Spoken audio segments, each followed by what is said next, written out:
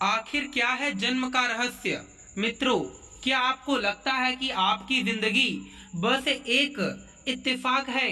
नहीं मित्रों, यह एक गहरी सुनियोजित योजना है। आपका जन्म, आपका परिवार, आपकी सफलताएं, सब कुछ आपने खुद चुना था। इस दुनिया में आने से बहुत पहले ही, हाँ, आपने ही सही चुना है। आपने अपनी हर खुशी, हर गम, हर रिश्ते का चुनाव खुद किया है। लेकिन कैसे और क्यों? एक ऐसी अदृश्य दुनिया में जहां समय रुक जाता है, जहां आत्मा अपने अगले जन्म की कहानी खुद लिखती है, वहीं यह फैसले ले जाते हैं। आज हम उस रहस्य का पर्दा उठाएंगे जिसे सदियों में वेदों, उपनिषदों, बुद्ध, सूफी संतों और गुप्त ज्ञान में छुपा कर रखा गया है।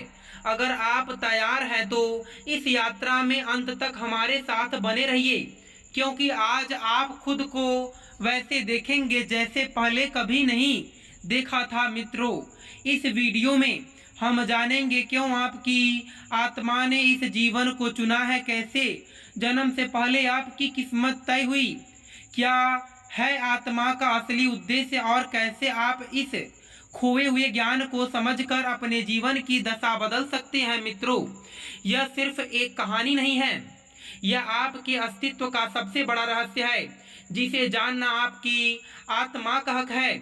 मित्रों, प्राचीन सत्य आत्मा के जन्म से पहले के चुनाव का रहस्य आज का नहीं बल्कि हजारों साल पुराना है। ऋग्वेद, उपनिषद, बुद्ध ग्रंथ, गरुड़ पुराण, तंत्र शास्त्र में यह बातें विस्तार से समझाई गई हैं। सूफी संतों की गुड़ ज्ञान परंपरा, यहाँ तक कि प्राचीन ईसाई रहस्यवाद में भी इस रहस्य का उल्लेख मिलता है। बौद्ध धर्म के तिब्बती सिद्धांतों में सिद्ध बादरों की बात होती है। तिब्बती पाठ में मृत्यु के बाद चेतना के अनुभवों का वर्णन किया गया है तथा इसका उद्देश्य मृत्यु और अगले पुनर्जन्म के बीच के अंतराल में बारदों में होने वाले अनुभवों के माध्यम से मार्गदर्शन करवाना है। जहां आत्मा जन्म से पहले अपने अगले जीवन का चयन करती है। योगियों के साधना पथों में भी यही सिखाया गया है कि आत्मा का अलग जीवन उसकी चेतना और कर्मों पर आधारित होता है। सभी परंपराएं एक ही बात कहती हैं कि हम इस जीवन में अनजाने में नहीं आए हैं, हमने इसे चुना है जानबूझकर और सोच समझकर। मित्रों, जीवन एक चेतक विकल्प है आपका। यह जीवन कोई संयोग नहीं है, यह वह यात्रा है जिसे आपकी आत्मा ने खुद चुना है। हर चुनौती, हर जीत, हर रिश्ता जिसे आपने प्यार किया है या खो दिया है, सब कुछ आपका परिवार, आपकी आत्मा का साथी, यहाँ तक कि आपके संघर्ष भी आपकी आत्मा की एक सोच समझकर ली गई योजना का हिस्सा है। जन्म से पहले एक ऐसे आयाम में जहाँ समय और स्थान का अस्तित्व नहीं होता, आपकी आत्मा ने यह सब तय किया था। आपका जीवन कोई दुर्घटना नहीं है, यह एक पवित्र योजना का हिस्सा है। एक योजना जिसे आपने चुना सीखने, पढ़ने और अपने आप को जानने के लिए। जब आप इस सच्चाई को अपनाते हैं तो हर दर्द, हर खुशी, हर गलती समझ और सम्मान के साथ देखा जाती है। भाग 4, जन्म से पहले की दुनिया। क्या आपने कभी सोचा है कि आप इस जीवन में आने से पहले कहाँ थे? आपका अस्तित्व इस पृथ्वी पर आने से पहले भी था। आप एक ऐसी दुनिया में थे जो समय और स्थान से परे है। मित्रों, यह एक ऐसा क्षेत्र है जहाँ कोई शरीर नहीं होता, कोई सीमा नहीं होती, सिर्फ ऊर्जा होती है, चेतना होती है। यह आत्मा ना भय जानती है, ना शक, ना अहंकार, सिर्फ असीम शांति और असीम प्रेम। आप अपने मूल स्रोत के साथ, जिसे कोई ईश्वर कहता है, कोई ब्रह्म, कोई यूनिवर्स माइंड, पूर्ण एकता में थे। कोई द्वंद्व नहीं था, ना कोई भेदभाव था। आप और ब्रह्मांड एक ही थे। आप बस थे पूर्ण चेतना में डूबे हुए। उस अवस्था में ना कोई भूख, ना नींद, ना कोई चाहत, केवल अस्तित्व का आनंद। यह वह स्थान है जहाँ सब कुछ स्पष्ट था, जहाँ आप जानते थे कि आप अनंत हैं, अजर हैं, अमर हैं। आपको याद है कि आपने कितनी यात्राएं की हैं, कितनी बार जन्म लिया है, कितनी बार मृत्यु को पार किए हैं, और हर बार कैसे आपने नए अनुभवों को जोड़ा है अपनी चेतना में। परंतु फिर भी इस पूर्णता के बीच एक हल्की सी चाहत उठती है, एक पुकार की कुछ नया सीखा जाए, कुछ नया अनुभव किया जाए, क्योंकि अनुभव के बिना चेतना स्थिर हो जाती है और चेतना का स्वभाव विकसित होना, बढ़ना। यही कारण है कि आत्मा फिर से एक नए जीवन की योजना बनाती है। नई चुनौतियां, नई यात्राएं, नए रिश्ते, लेकिन इससे पहले वह अपने पिछले जीवनों का लेखा जोखा देखती है, सीखती है कि कहाँ वह सफल रही, कहाँ अभी और विकसित होने की जरूरत है। और तब तक उस अदृश्य ब्रह्मणीय सभा में नई यात्रा का नक्शा तैयार होता है। भाग 5। आत्मा जन्म क्यों लेती है? जब आत्मा उस अद्भुत असीम शांति के राज्य में होती है जहाँ कोई पीड़ा, कोई कमी नहीं, तब भी एक गुड़ पुकार उठती है उसके भीतर से। यह पुकार है विकास की, अनुभव की, प्रेम की गहराइयों को महसूस करने की, क्योंकि सिर्फ शांति में रहना काफी नहीं होता। आत्मा जानती है कि अनुभव से ही चेतना बढ़ती है।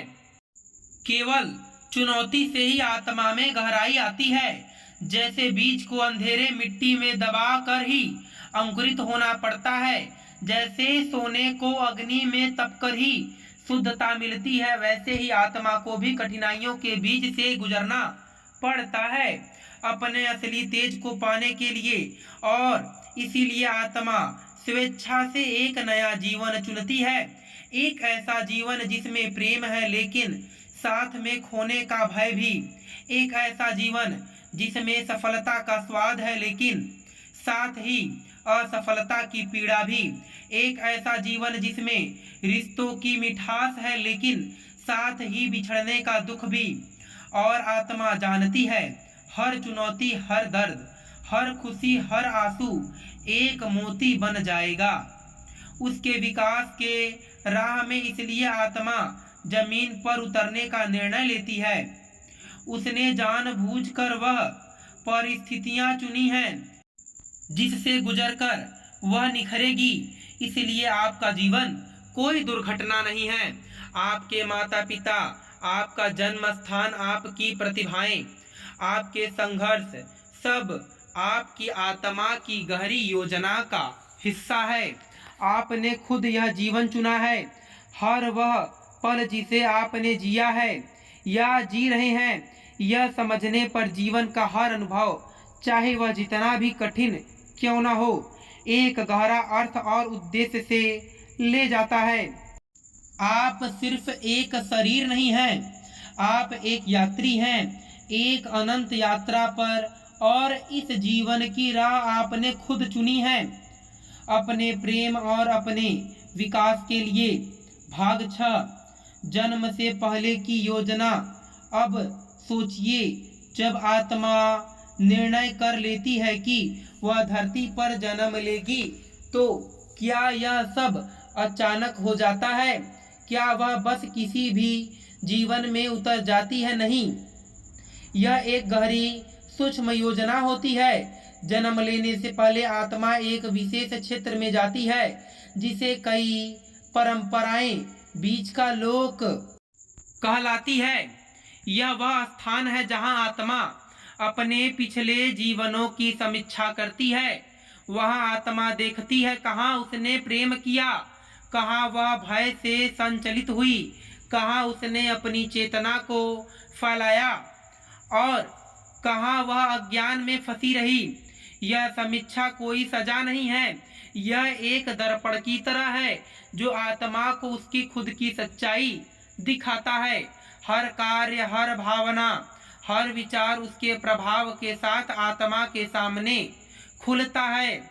वह अनुभव करती है कैसे उसके शब्दों ने किसी को आहत किया या उसके प्रेम ने किसी को बचा लिया, और फिर आत्मा तय करती है कि अब उसे आगे क्या सीखना है, कौन से पाठ अधूरे हैं, कौन से गुणों को और गहरा करना है।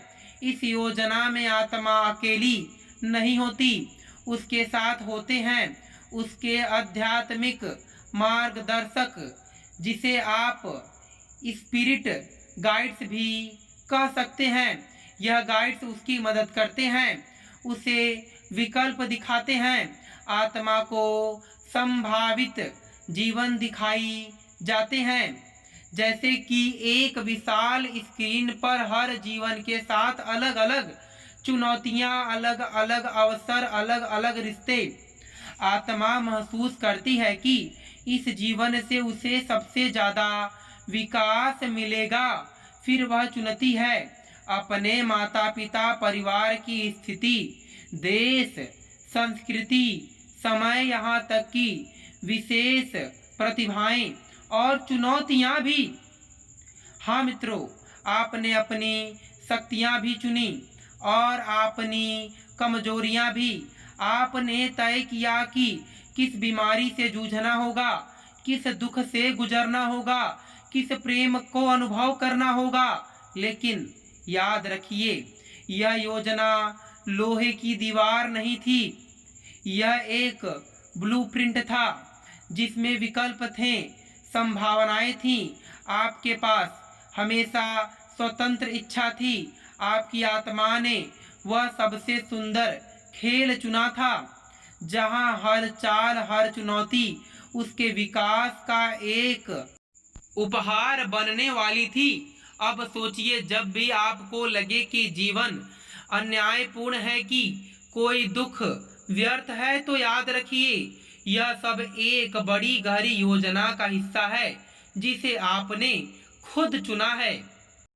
दोस्तों, मैं उम्मीद करता हूं कि आप समझ गए होंगे आत्मा का गहरा रहस्य क्या है, किस प्रकार से आत्मा अपने अगले जन्म की तैयारी करती है, किस तरह से वह दुखों सुखों को सुनिश्चित करती है। फिर मिलेंगे आपसे अगली कथा में। आप सभी का धन्यवाद।